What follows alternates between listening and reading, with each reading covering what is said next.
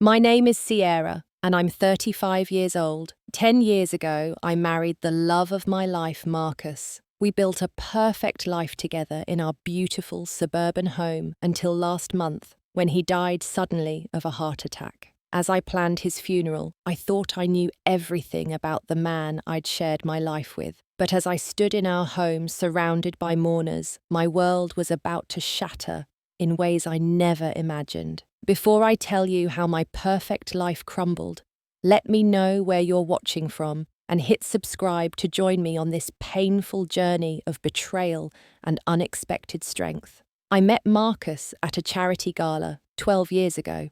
I was 23, ambitious, and focused on climbing the corporate ladder at the marketing firm where I'd just been promoted. The event was for heart disease research, ironically, the very thing that would later take him from me. Marcus stood out in the crowded ballroom, tall with dark hair that always fell perfectly into place. He had these striking blue eyes that seemed to light up when he laughed. He was 32, then already successful as an investment banker, but what drew me to him wasn't his wealth or status. It was his genuine kindness that radiated when he spoke to the catering staff with the same respect he showed the event organizers. "You look bored," he said, appearing beside me as I pretended to be fascinated by an ice sculpture.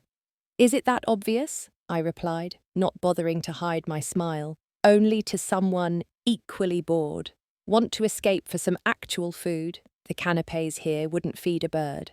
That night turned into dinner at a small Italian restaurant where we talked until the owner politely kicked us out at closing time. Marcus was different from the men I'd dated before, thoughtful, ambitious, but not arrogant, and deeply connected to his community. Our connection was immediate and undeniable. We dated for 2 years before he proposed during a weekend trip to Cape Cod, kneeling on the beach at sunset with a vintage ring that had belonged to his grandmother. The wedding was everything I'd dreamed of. Intimate yet elegant with just our closest friends and family at a historic mansion overlooking the ocean. Our early years of marriage were blissful. We bought our dream house, a colonial with a wraparound porch in a neighborhood with tree-lined streets. Marcus continued rising through the ranks at his investment firm, while I became the marketing director at my company. We traveled extensively, Paris, Tokyo, Buenos Aires, collecting memories and taking those perfectly happy photos that would later haunt me from our mantelpiece. 3 years into our marriage, we decided to start a family. That's when our perfect life faced its first real challenge. Month after month of disappointment led to specialist appointments, which led to our first round of IVF. I still remember the crushing pain of that first miscarriage, how Marcus held me through the night as I sobbed until there were no tears left. "We'll try again," he promised, kissing my forehead. "Our baby will come when the time is right." But the second miscarriage was even harder, and the third nearly broke me. After 3 rounds of IVF and years of heartbreak, we made the difficult decision to take a break from fertility treatments. The constant cycle of hope and despair had taken a toll on both of us, especially on our relationship. "Maybe we're meant to be just us," Marcus suggested one night, as we sat on our back deck watching fireflies dance in the summer air. "And that can be enough, Sierra. You're enough for me." I believed him. We refocused on our careers and each other, rebuilding the connection that had frayed during our fertility struggles. We renovated parts of our home, joined a gourmet cooking club, and found joy again. If there was a shadow over our happiness, it was faint enough to ignore. Looking back now, I wonder if I missed the signs. The past year, Marcus had been working increasingly long hours. His investment firm was handling several major mergers, and the pressure was intense. He'd come home exhausted sometimes, too tired even for dinner. His normally immaculate appearance began to show subtle signs of strain, an occasional mist-shaved dark circles under his eyes. "Just need to get through this quarter," he'd say, whenever I expressed concern. "Then things will calm down." I supported him completely, picking up more household responsibilities, making sure his favorite meals were ready when he came home late, giving him space when he seemed distant. That's what marriage is about, isn't it? Being the strength your partner needs during difficult times. Our 10th anniversary fell during this hectic period. Despite his workload, Marcus insisted on celebrating. He made reservations at the restaurant where we'd had our first real date. I wore a new dress, and he arrived with 10 roses, one for each year we'd been married. "To my beautiful wife," he toasted, raising his champagne glass. "The best decision I ever made was asking you to escape that boring gala with me." But throughout dinner, I noticed his mind wandering. He checked his phone several times, and there was a heaviness in his eyes that the romantic lighting couldn't hide. When I asked if everything was okay, he squeezed my hand and assured me it was just work stress. "Nothing for you to worry about," he said, with a smile that didn't quite reach his eyes. "I've got it under control." Those would be among the last words we'd share in a normal conversation.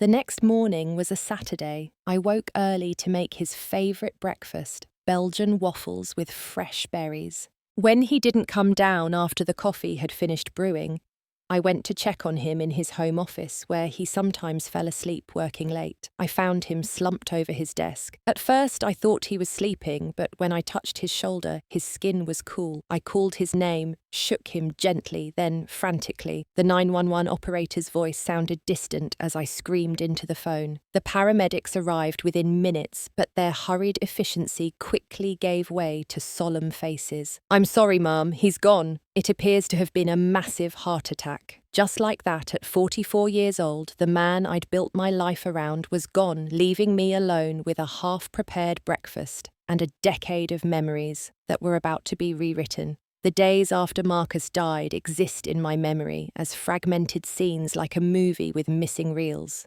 I remember sitting in our kitchen as a police officer asked routine questions. I remember the funeral director's sympathetic expression as he showed me casket options. I remember Marcus's mother, Eleanor, collapsing against her husband, Richard, when they arrived from Connecticut. Their faces aged a decade in a single day. But mostly, I remember the profound numbness that enveloped me like a heavy blanket, protecting me from feeling the full force of my grief while simultaneously smothering me. Marcus's parents stayed in our guest room, their presence both a comfort and an additional burden, as I tried to maintain some semblance of normalcy for their sake. Eleanor, with her silver hair and Marcus's blue eyes, would sometimes just hold my hand in silence, our shared pain creating a language beyond words. "He adored you," she told me one evening as we sorted through photos for the memorial display. "From the very first time he brought you home, Richard and I knew you were the one who would finally settle our restless son." Her words, "finally settle," caught in my mind, but grief left no room for questions. Friends showed up with casseroles and offers of help that I mostly declined. My boss insisted I take as much time as needed, assuring me my position would wait. But in truth, I was desperate for things to do, tasks to complete, anything to keep moving forward and delay the inevitable collapse. Amid all this, I tried repeatedly to reach my sister Jessica. Despite our strained relationship, she was still my only sibling, and I felt she should know about Marcus's death. We hadn't spoken in 5 years, not since the explosive argument at our parents' anniversary party where long-simmering resentments had finally boiled over. Jessica had always been the rebellious one to my responsible achiever.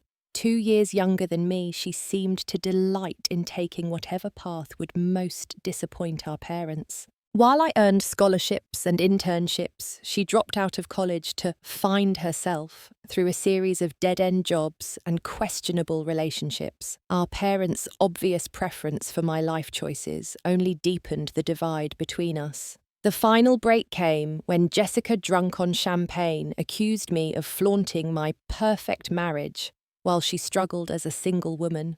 She implied that Marcus had married me only for my stability and connections, comments that led to a shouting match ending with her storming out. Since then, our only communication had been terse text messages on major holidays. Now, my calls went straight to voicemail. My texts showed as delivered but unanswered. even our mother, with whom Jessica maintained sporadic contact, couldn't reach her. "She's probably travelling again," Mum suggested during one of her daily check-in calls. "You know how she disappears sometimes." I pushed thoughts of Jessica aside and focused on honouring Marcus. The funeral home guided me through decisions I never imagined making at 35: burial or cremation, open casket or closed, which suit he would wear for eternity. He left some specific requests. The funeral director mentioned sliding a sealed envelope across his desk. Mr. Peterson, his attorney, dropped this off yesterday. Inside was a letter in Marcus's familiar handwriting, detailed preferences for classical music selections, readings from his favourite philosophers rather than religious texts, donations to heart disease research in lieu of flowers. The thoughtfulness was so characteristically Marcus that it broke through my numbness, sending me to the bathroom, where I sobbed uncontrollably for 20 minutes. Back at home, I felt compelled to go through Marcus's study, partly to look for any other instructions he might have left, partly to feel close to him again. The room smelled of his sandalwood cologne and the leather-bound books he collected. His desk was meticulously organised as always, but as I opened drawers, I found small inconsistencies in his usual system. A folder labelled Personal contained photos I'd never seen before. Marcus at what looked like a cabin by a lake. Marcus at a child's birthday party, surrounded by people I didn't recognise. The images weren't particularly suspicious, just unfamiliar fragments of a life adjacent to ours that he'd never shared. In his desk phone, I discovered a number that had called repeatedly in the weeks before his death. When I checked our cell phone bill, the same number appeared in his call history multiple times, often during his late work nights. I considered calling it, but decided against it. What good would come from discovering some work crisis or personal issue now? Whatever it was, it had died with Marcus. The night before the funeral, I finally found myself truly alone. Marcus's parents had returned to their hotel to rest before the difficult day ahead. Friends had stopped calling every hour. The house settled into silence around me as I climbed into our bed, now vast and cold with his absence. I pulled his pillow to my chest, inhaling the fading scent of him, and finally surrendered to the crushing weight of reality. My husband was gone. The future we'd planned, the possible children we might still have had, the retirement travels we'd dreamed about, the grandchildren we'd hoped to spoil, all vanished. "I don't know how to do this without you," I whispered into the darkness, my tears soaking his pillow. "I don't know how to be just me anymore." Sleep came, eventually fitful and haunted by dreams where Marcus was just in the next room, always moving away when I tried to reach him. The morning of Marcus's funeral dawned with inappropriate sunshine, golden light streaming through windows I hadn't bothered to close the night before. I moved through my preparations with mechanical precision, shower minimal makeup to hide my ravaged eyes, the black dress Marcus had always loved, the simple pearl necklace he'd given me on our 5th anniversary. "You can do this," I told my reflection, a pale stranger with hollow eyes, one day at a time. Marcus's parents picked me up at 9. The 3-hour viewing before the service passed in a blur of handshakes, hugs, and murmured condolences. I stood beside his casket, greeting people whose connections to my husband varied from childhood friends to business associates I'd never met. Each shared stories about Marcus, his generosity, his integrity, his brilliant mind, building a mosaic of the man I'd loved from pieces I both recognized and ones that surprised me. Throughout the morning, I noticed strange undercurrents. Certain colleagues from Marcus's firm seemed uncomfortable meeting my gaze, their condolences rushed and awkward. Conversations stopped abruptly when I approached groups of people. One woman I didn't recognize squeezed my hand and said, "You're handling this with such grace. I admire your strength," with an intensity that felt inappropriate for a casual acquaintance. Marcus's executive assistant, Diane, who I'd always had a warm relationship with, hugged me tightly and whispered, "He really did love you, Sierra. Never doubt that." Before I could ask what she meant, she was called away by another colleague. These odd interactions prickled at the edges of my awareness, but grief left no room for deeper consideration. I was grateful for the solid presence of Eleanor and Richard, who never left my side, their unwavering support creating a buffer between me and the hundreds of mourners. The service itself was beautiful in its simplicity, exactly as Marcus had requested. A string quartet played Debussy's Clair de Lune, his favourite piece. Former professors and mentors read passages from Emerson and Thoreau.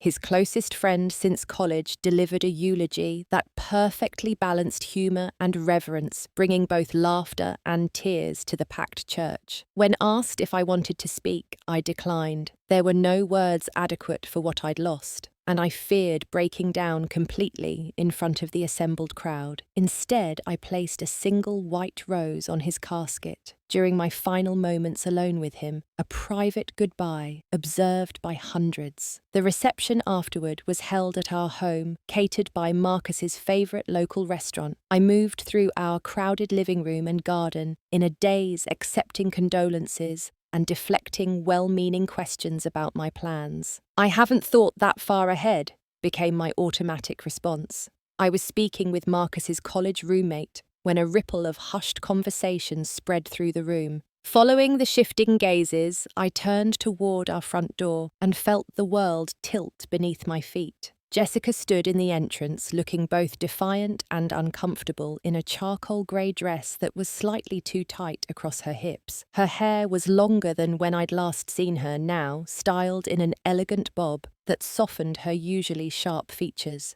But it wasn't her unexpected appearance that caused the room to fall silent. It was the boy standing beside her. He appeared to be about 8 years old, dressed in a navy suit that seemed new and slightly too large. His dark hair fell across his forehead in a way so familiar it made my chest constrict, but it was his eyes, bright blue and framed by thick lashes, that sent ice through my veins.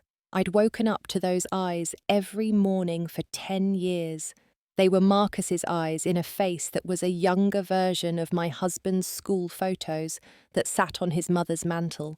The silence in the room became deafening as Jessica walked toward me, her hand on the boy's shoulder, guiding him through the crowd that parted like water. Eleanor gasped audibly beside me. Richard's hand found my elbow, steadying me, though I hadn't realised I was swaying. Jessica stopped directly in front of me, close enough that I could smell the cigarettes she'd clearly been smoking despite years of claiming to have quit. Her eyes held none of the grief appropriate for a funeral, only a cold satisfaction that made my skin crawl. "Hello, Sierra," she said, her voice carrying in the silent room. "So sorry for your loss." The insincerity in her tone was palpable. She nudged the boy forward slightly. "This is Ethan," she said, her lips curving into what might have been a smile on anyone else. "Your husband's son." The words hit me like physical blows. "Your husband's son. Your husband's son." Each repetition in my mind bringing fresh waves of disbelief and nausea. The room erupted in whispers. Phones appeared in hands capturing the moment for gossip fodder. I saw Marcus's mother sway dangerously, Richard's arm quickly circling her waist. But mostly I saw the boy, Ethan, looking confused and uncomfortable, clearly unaware he was being used as a weapon. Those eyes, Marcus's eyes, looked up at me with innocent curiosity, seeing a stranger at the centre of adult drama he couldn't understand. In that moment, as my world collapsed around me for the second time in a week, I made a decision that would shape everything that followed. I would not break down here, not in front of these people, not in front of this child who had done nothing wrong. "Jessica," I said, my voice steadier than I could have hoped. "Let's continue this conversation privately. Please follow me." I turned to the stunned crowd. "Please excuse us for a moment. Help yourselves to food and drinks." With dignity, I didn't feel I led my sister and the boy, who might be my husband's son, toward Marcus's study, feeling hundreds of eyes burning into my back as I walked away. The moment the study door closed behind us, cutting off the murmurs of the reception, my carefully maintained composure threatened to shatter. I gripped the edge of Marcus's desk, its solid mahogany a stark contrast to how unsteady everything else had become. "What the hell are you doing, Jessica?" I hissed, keeping my voice low for the boy's sake. "Is this some kind of sick joke?" Jessica's expression remained triumphant as she settled into Marcus's leather chair, his chair, with casual entitlement. She gestured for Ethan to sit on the small sofa against the wall. "Ethan, honey, why don't you use those headphones Uncle Marcus gave you for Christmas? The grown-ups need to talk." Her voice transformed completely when addressing him, warm, maternal, sincere in a way I'd rarely heard from her. The boy, who looked increasingly like a miniature version of my husband with each passing second, nodded obediently and pulled headphones from his backpack. Once he was settled with what appeared to be a game on a tablet, Jessica turned back to me. "Not a joke, sister dear. Just the truth you were never supposed to know." She leaned forward, her voice dropping. "Marcus and I were together before you. Did he never mention that know-how convenient for him?" The room seemed to spin around me. "You're lying. Marcus would have told me if you two had dated." Jessica's laugh was bitter. "Dated? Is that what you call it these days? We weren't dating, Sierra. We were fucking hot, wild, no-string sex whenever he was in town for business. Started about 14 years ago." I did the mental calculation automatically. 14 years ago would have been before I even met Marcus. "That's before you, yes. And during your courtship and after your engagement party and," she paused for effect, "2 weeks after your perfect fairy tale wedding." Each word landed like a physical blow. I glanced at Ethan, but he appeared absorbed in his game headphones firmly in place. "If what you're saying is true," I managed my throat constricting around the words, "why wait until now? Why bring this child to his father's funeral?" Jessica's eyes hardened, because Marcus refused to acknowledge him properly. He paid child support, quite generously, I'll admit, but he wouldn't give Ethan his name, wouldn't be a real father to him. She gestured toward the boy. "Look at him, Sierra. You can't deny he's Marcus's son. Anyone with eyes can see it. I tried for years to get Marcus to be part of his life. At first, he refused to believe Ethan was his. Then, after the DNA test, when Ethan was 2, he agreed to financial support, but insisted on keeping it secret. The timeline aligned with the fertility treatments, the miscarriages, the heart-wrenching attempts to start a family, while Marcus, apparently, already had a son. "The last few months I've been pushing harder," Jessica continued. "Ethan is getting older. He started asking questions about his father. I threatened to tell you to go public. That's when Marcus finally agreed to meet him. Secretly, of course. Trips to the cabin, a few birthday celebrations." The cabin. The unfamiliar photos I'd found suddenly made sense. The unknown phone number. "He promised to make things right," Jessica said, her voice rising slightly. "Said he was getting his affairs in order, that he'd figure out how to tell you. Then he conveniently died before having to face the music." I couldn't process everything she was saying. The betrayal was too enormous, too all-encompassing. My husband, my sister, for years. "You could have told me," I whispered, anger finally breaking through the shock. "Any time in the past 8 years. You were my sister before you were whatever you were to Marcus." Jessica's expression shifted, revealing the deep-seated resentment that had always simmered beneath our relationship. "Tell you the golden child, the perfect Sierra, who always did everything right, who got the dream husband while I was left raising his child alone." "I didn't know," I shouted, then immediately lowered my voice, glancing at Ethan. "I didn't know," I repeated. "I would have—" "You would have what?" Jessica challenged. "Welcomed your husband's bastard with open arms, shared your perfect life with your slutty sister." The study door opened before I could respond. Eleanor and Richard stood in the doorway, their faces ashen. Eleanor's gaze immediately went to Ethan, her hand flying to her mouth. "Oh my God," she whispered. "He looks just like Marcus at that age." Richard's expression was harder to read. Shock mingled with something else. Recognition guilt. He stepped into the room, closing the door behind them. "You knew," I said, the realization dawning as I looked at my father-in-law. "You knew about him." Richard wouldn't meet my eyes. "Marcus came to me about 3 months ago. He needed advice. He was trying to figure out how to make things right for everyone involved." "Make things right," I repeated incredulously. "By hiding his son from me for years, by sleeping with my sister." Eleanor moved toward Ethan, who had removed his headphones at the commotion. She knelt beside him, tears streaming down her face.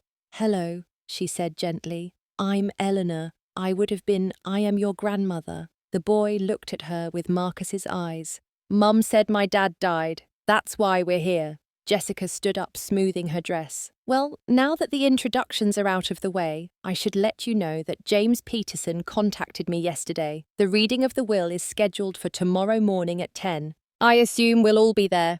She walked over to Ethan, her entire demeanor softening again. "Come on, sweetie. We should go now. Let's get ice cream on the way home." As she guided Ethan toward the door, she turned back to me with a cold smile. "Don't worry, Sierra. I'm sure Marcus left his precious wife well taken care of. He always did put you first, in public anyway." After they left, Eleanor broke down, completely sobbing in Richard's arms. Guests were still mingling in the other rooms, but the three of us remained frozen in Marcus's study, the foundations of our family crumbling around us.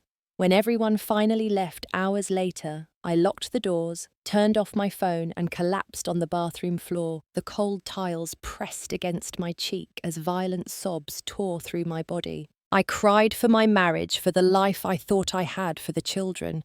Marcus and I had grieved while his son lived across town, and for the innocent boy caught in the middle of adult betrayals.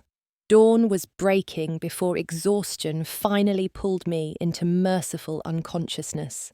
I arrived at James Peterson's office the next morning, feeling like a ghost moving through the world of the living. I'd slept perhaps 2 hours, showered mechanically, and driven to the downtown law office on autopilot. My face in the elevator's reflection was unrecognizable, pale with dark hollows beneath my eyes, lips pressed into a thin line. The reception area was tense with unspoken accusations. Jessica sat primly in a leather chair, Ethan beside her, playing a handheld game. She'd dressed him in a button-down shirt and khakis, presentable but casual enough to emphasize his youth and innocence.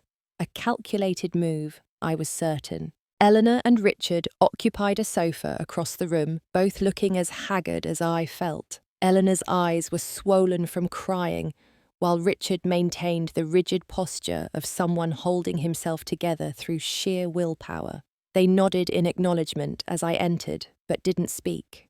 James emerged from his office precisely at 10. I'd known him for years.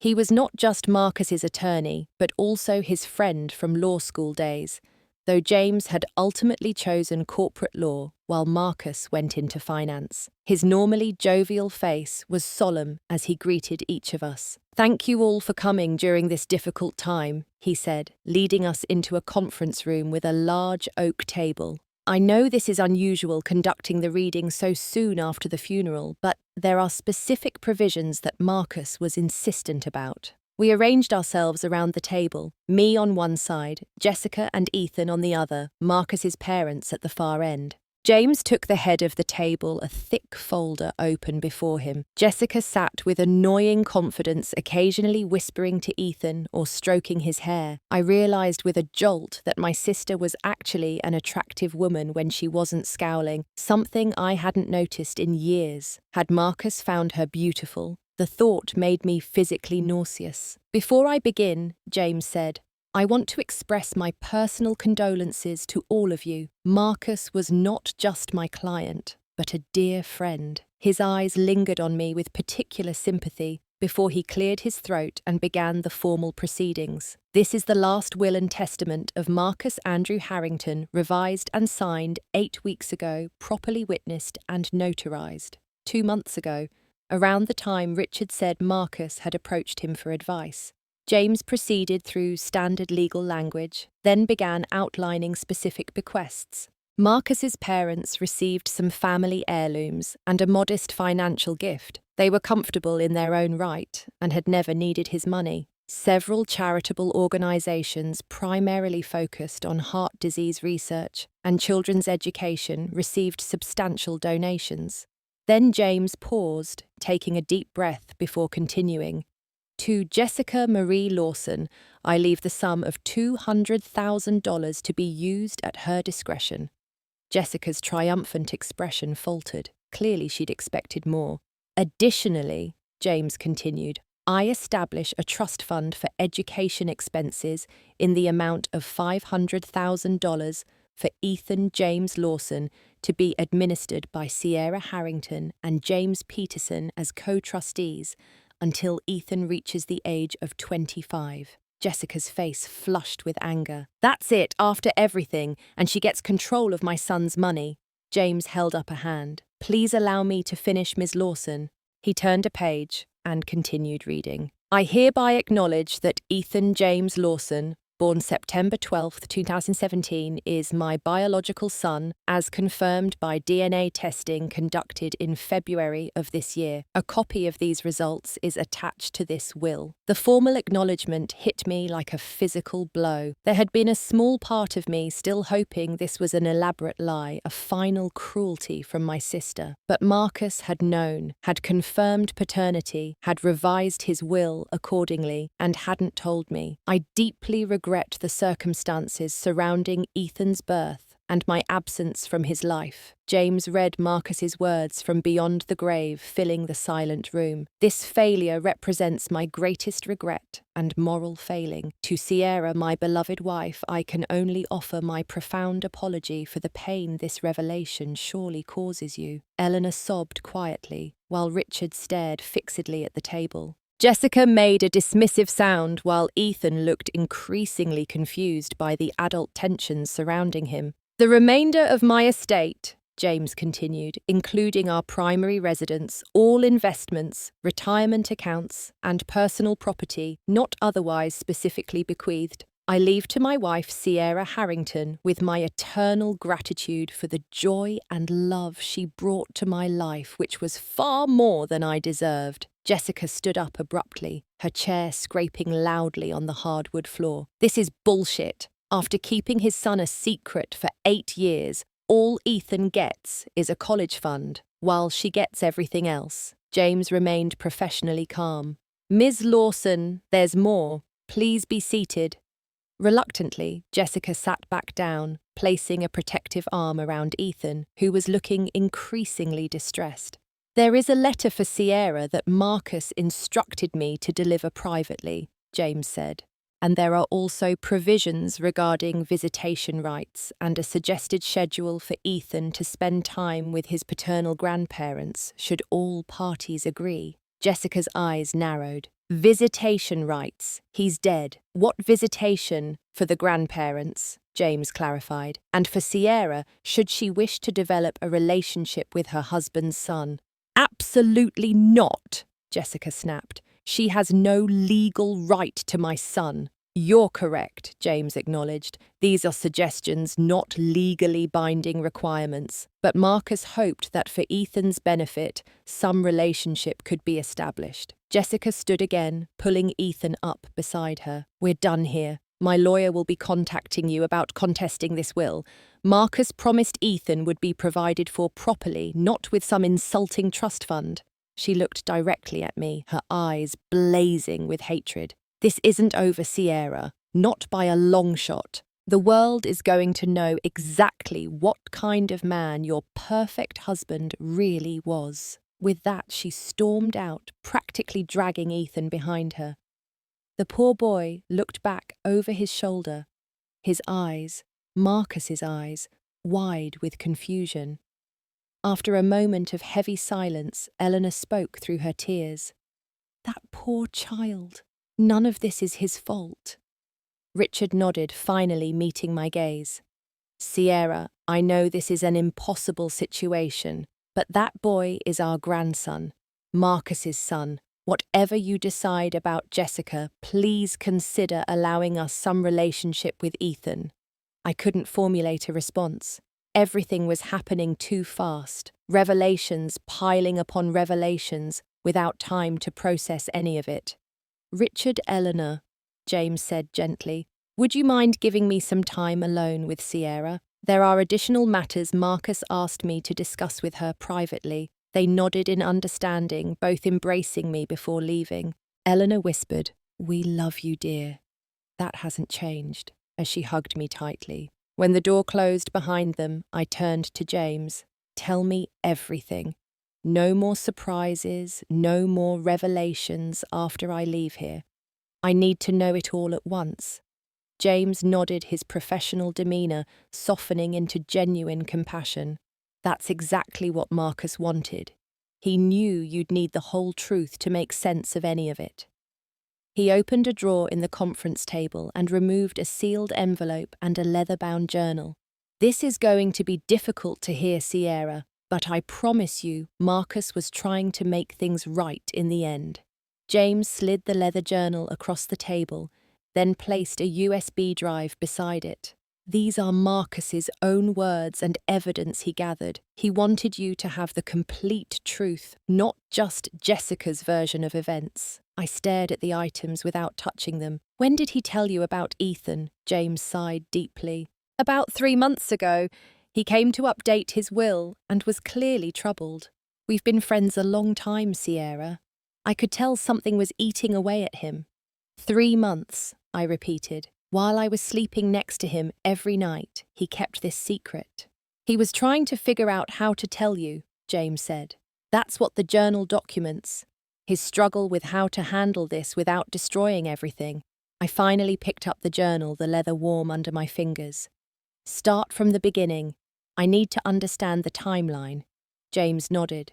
According to Marcus, he had a brief relationship with Jessica about 14 years ago before he met you. It ended when he moved cities for work, and he genuinely had no idea she was pregnant when it ended. So she lied about it continuing during our relationship. A small relief, though inadequate against the larger betrayal. Yes and no, James said carefully. They didn't have an ongoing affair, but Marcus admitted to one encounter with Jessica shortly after your wedding. He described it as a terrible mistake during a business trip when you couldn't attend a function with him and Jessica showed up unexpectedly. The pain was sharp and immediate during our honeymoon phase, while I was planning our first home together. He claimed no further contact until about 8 years ago when Jessica reached out saying she had his son. Marcus initially didn't believe her. The timing seemed suspicious, especially with your marriage well established. He secretly arranged a DNA test which confirmed paternity. While we were trying to have a baby, I whispered. While I was going through IVF and miscarriages. James's expression was pained. Yes, Marcus described it as the worst period of his life, wanting to support you through your grief while carrying this secret. He arranged financial support through a separate account and attorney, believing it was the best solution for everyone. Best for him, maybe. Anger was replacing shock now. Best for hiding his mistakes. I'm not defending his choices, James said. Just explaining them as he explained to me. He convinced himself that revealing the truth would only cause pain to everyone. You, his parents, and even Ethan, who was being raised by Jessica with no knowledge of Marcus. What changed? I asked. Why suddenly acknowledge Ethan now? James opened a folder and removed several papers. About 6 months ago, Jessica began demanding more, not just financial support, but public acknowledgement. She threatened to tell you to go to Marcus's firm to create a public scandal. She specifically threatened to show up at your home and introduce Ethan to you. He pushed several printed emails across the table along with transcripts of text messages. Jessica's words were ugly, threatening, manipulative, using her son as leverage to extract more money and recognition from Marcus. Marcus recorded some of their conversations as well. James said, indicating the USB drive. Legally questionable, but he was desperate to document her behavior. The final straw came when she began involving Ethan directly, telling him about his father, showing him photos of Marcus, creating expectations of a relationship. I skimmed the emails, each one more disturbing than the last. Jessica's jealousy and resentment toward me were evident in every line, referring to me as your precious wife, or Saint Sierra, with obvious contempt. Marcus finally agreed to meet Ethan, James continued. The boy knew him only as Uncle Marcus, a family friend. Those meetings are documented in the journal. Marcus quickly became attached to him and was tormented by his absence from the boy's life. So he was planning to tell me?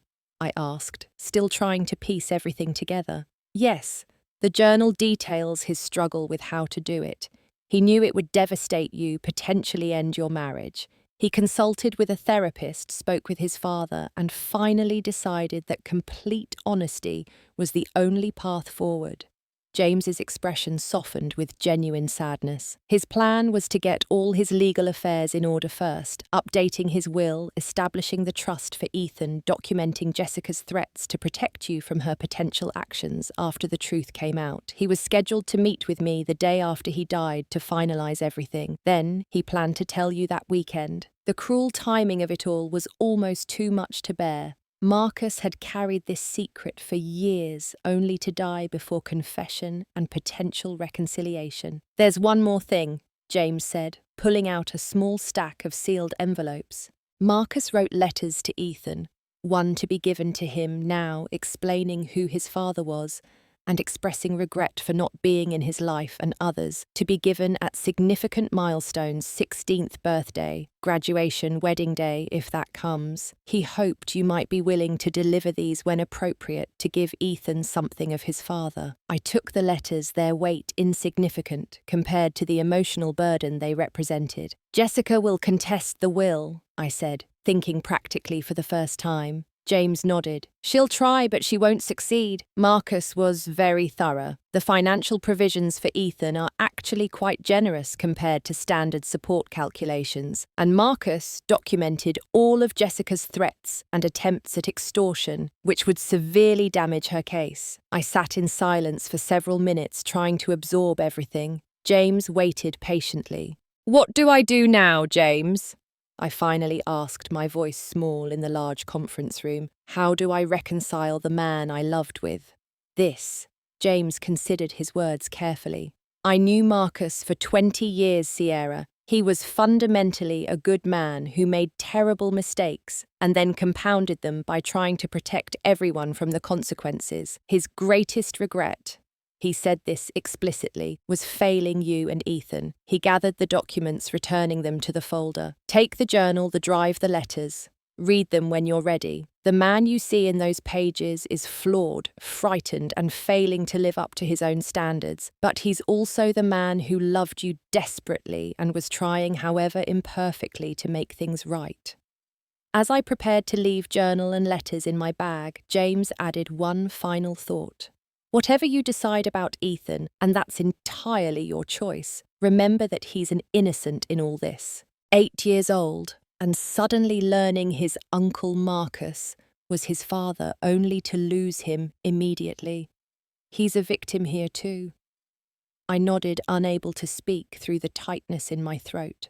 As I drove home to the house that was now fully mine, bought with the money of a man I realized I hadn't fully known, I felt something beyond grief and betrayal, a profound disorientation, as if I'd woken up in someone else's life. The familiar streets looked different somehow. The house I'd loved for a decade felt like a stage set, beautiful, but ultimately fake. I wandered from room to room, seeing everything with new eyes. Our wedding photos on the mantel, the kitchen where we'd cooked Sunday dinners, the nursery we'd started painting before the third miscarriage, then converted to a guest room when we'd given up. Had any of it been real, had Marcus truly loved me while keeping such an enormous secret, was our entire marriage built on a foundation of lies? In his office, I found myself opening drawers. I'd already searched looking for any additional clues about the man I'd married. In the back of his closet behind winter coats, rarely needed in our mild climate, I discovered a locked metal box I'd never seen before.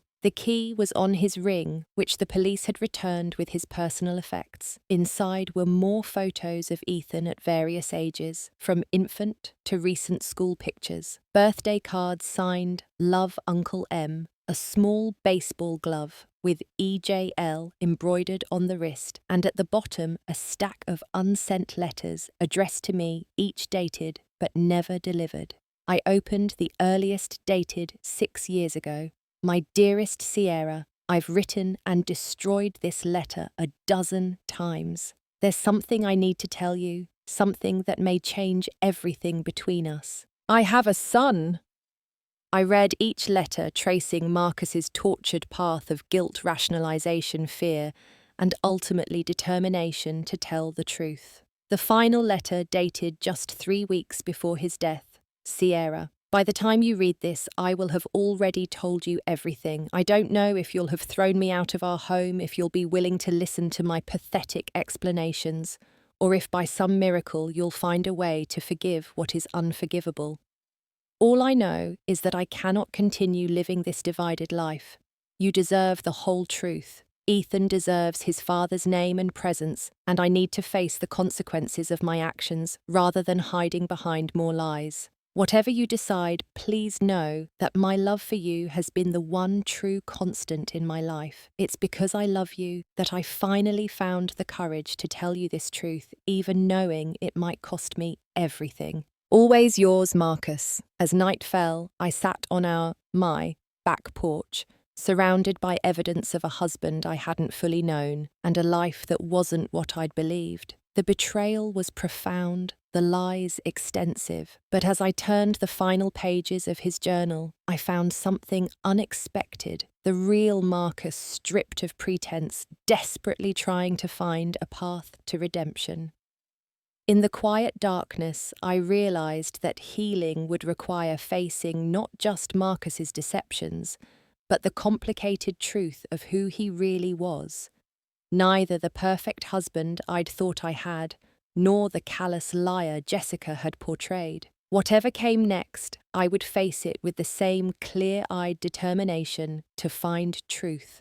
For myself, and perhaps someday for the boy with Marcus's eyes, who deserved better than to be a pawn in an adult game of secrets and resentments. 3 months after the funeral, I stood in my kitchen making coffee, the morning sunlight creating patterns on the hardwood floor I'd recently had refinished. The house looked different now. I'd redecorated, replaced furniture, painted walls in colours Marcus had vetoed. Each change was a small act of reclaiming space that had been ours and making it definitively mine. The initial weeks after the will reading had been a blur of grief, anger, and isolation. I'd taken a leave of absence from work, turned off my phone, and withdrawn from friends whose sympathy felt suffocating. Their well-meaning questions, "How are you holding up?" or "Is there anything I can do?" had no meaningful answers. How was I holding up? I wasn't. I was collapsing and rebuilding simultaneously, destroying the false narrative of my marriage, while trying to construct some new understanding I could live with. The journal had become both torment and comfort. Reading Marcus's private thoughts had been excruciating. His detailed account of meeting Ethan for the first time, his guilt over our fertility struggles, while his biological son grew up across town, his rationalizations for continued secrecy, and finally his determination to come clean regardless of consequences. I'd read it cover to cover a dozen times, sometimes hurling it across the room in rage, other times clutching it to my chest and sobbing for the flawed man who'd tried too late to make things right. 2 weeks after the funeral, I'd finally started therapy with Dr. Mercer, a grief counsellor specialising in complicated loss. Our sessions were intense and often left me emotionally drained, but They provided a framework for processing the tangled mess of emotions: grief for Marcus, anger at his betrayal, compassion for his struggle, fury at Jessica, and unexpected concern for Ethan. "You're mourning multiple losses, Doctor," Mercer had explained in one particularly insightful session. "You've lost your husband, but you've also lost your understanding of your marriage and the future you planned together. And there's a particular pain in realizing the person you loved was not entirely who you thought they were." She'd helped me understand that forgiveness wasn't a single decision, but a process, one that didn't require excusing Marcus's actions, but rather releasing their power to define my future. "Your relationship with Marcus is over," she'd said, "but your relationship with yourself is just beginning. The question isn't whether what he did was forgivable, but what kind of life you want to build now." Jessica, true to her word, had filed to contest the will. Her lawyer had contacted me with threats of public exposure, tabloid stories, and drawn-out legal battles. James had handled everything, sending evidence of Jessica's extortion attempts and ensuring the case was dismissed before it gained traction. The trust for Ethan remained intact with Jessica, given limited access for legitimate educational expenses. She'd retaliated by giving an exclusive interview to a local gossip blog, painting herself as the wronged woman and me as the oblivious wife. Fortunately, the story gained little traction, and James had been able to have it removed with threats of defamation lawsuits.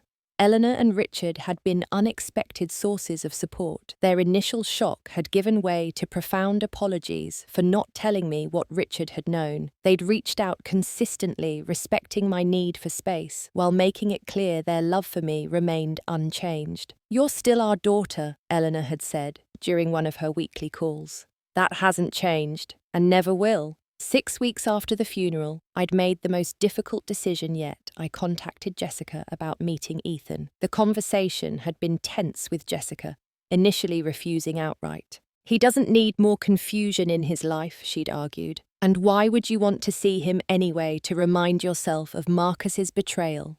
"Because he's an innocent child," I'd replied. "Because he's just lost a father he barely knew existed, and because he deserves better than to be used as a weapon in our grievances." Eventually, after James mentioned that the terms of the trust encouraged a relationship between trustee and beneficiary, Jessica had reluctantly agreed to a supervised meeting at a neutral location, a park with a playground where Ethan would be comfortable. That first meeting had been awkward and painful. Ethan was shy, answering my questions with one-word responses, while Jessica watched like a hawk from a nearby bench.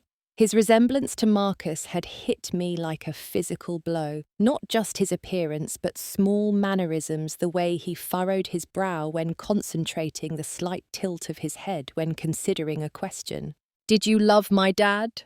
he'd asked suddenly as we sat on swings, the directness of children cutting through adult pretense. "I did," I'd answered truthfully, "very much." "Mum says you didn't know about me." His blue eyes, Marcus's eyes, had studied me carefully. "That's true. I just found out at the funeral." "Were you mad?" Such a simple question with such a complicated answer. I'd opted for honesty, knowing children can sense insincerity. I was sad and confused, and yes, a little mad, but never at you, Ethan, never at you. That seemed to satisfy him. Before we left, he'd asked if I knew how to play chess, apparently something Uncle Marcus had been teaching him. The question had opened a door, and I'd suggested future meetings where I could continue those lessons. Over the following weeks, our relationship had developed slowly. Jessica remained wary, but eventually allowed Ethan to visit the house where he was fascinated by Marcus's study and collection of first edition books. Eleanor and Richard joined us occasionally, their joy at connecting with their grandson palpable and moving. I'd returned to work part-time, finding comfort in the structure and purpose of my marketing role. Colleagues had been supportive without being intrusive, following my lead on how much I wanted to share about my personal situation. The most unexpected development had been my growing friendship with James. What began as professional consultations about the estate and trust had evolved into occasional dinners where we discussed everything except legal matters. His steady presence and understanding, having known both Marcus and me for years, provided unique comfort. There was nothing romantic in it, just the companionship of someone who understood the complexity of my situation without judgment. One significant step in my healing process had been establishing the Marcus Harrington Foundation for Heart Disease Research and Prevention. Using a portion of the estate I'd created, something meaningful from tragedy, a way to honour the good in Marcus while acknowledging his flaws. The foundation had already funded 2 research grants and a community screening program that had potentially saved lives. Now, as I prepared for Ethan's arrival for our weekly chess lesson, I felt the familiar mix of emotions his visits always evoked. Sadness for what might have been anger at the circumstances, but increasingly a genuine affection for this thoughtful boy who navigated a complicated situation with remarkable resilience. The doorbell rang and I opened it to find Ethan standing alone on the porch, his chess set tucked under his arm. Jessica had recently begun dropping him off rather than staying for our sessions, a small but significant trust in our developing relationship. "I've been practicing," he announced as he entered, heading straight for the sunroom where we usually played. "Mum got me a chess app. I think I might beat you today." I smiled, following him through the house I was gradually reclaiming as my own. "We'll see about that, buddy." As I set up the board, I reflected on how far I'd come in 3 months. The pain hadn't disappeared, perhaps it never would completely, but it had transformed, becoming less sharp, more navigable. I was making decisions based on what I wanted for my future, rather than reactions to past betrayals. I'd listed the house with a real estate agent, planning to move to a smaller place downtown closer to my office. I'd reconnected with friends I'd neglected during my marriage.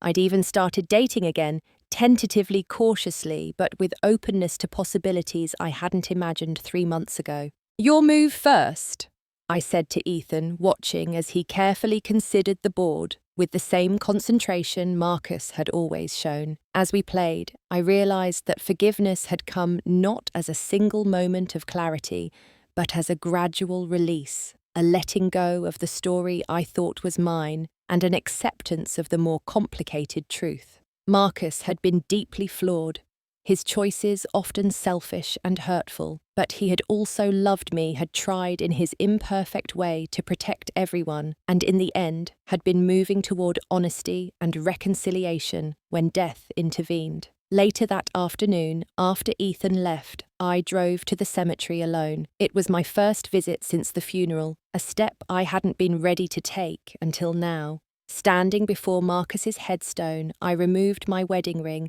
the vintage diamond I'd once treasured as a symbol of our perfect love. "I understand you better now," I said aloud to the silent stone. "Not completely, maybe never completely, but enough to know that you were neither the perfect husband I thought I had, nor the monster Jessica portrayed. You were just a man, flawed, frightened, trying to do better, and often failing." I placed the ring on top of the headstone, feeling its absence on my finger, like the phantom pain of an amputated limb. "I'm letting go now, not of the love we had, which was real, despite everything, but of the anger that's been keeping me tied to the past. Your son is a remarkable kid, and I'm grateful to know him. I hope wherever you are, you can see that something good is coming from all this pain." Walking back to my car, I felt lighter than I had in months. The grief would never fully disappear, nor would the sense of betrayal, but they no longer defined me. This wasn't the life I had planned, but it was the one I was now brave enough to live. Have you ever had to rebuild your life after discovering a painful truth about someone you loved? I'd love to hear your stories in the comments below. Sometimes sharing our experiences helps others feel less alone in their struggles, and if this story touched you in any way, please consider subscribing and sharing it with others who might need to hear that healing is possible even after the deepest betrayals. Thank you for taking this journey with me, and remember, our strength often emerges from the places where we've been broken. See you in the next video.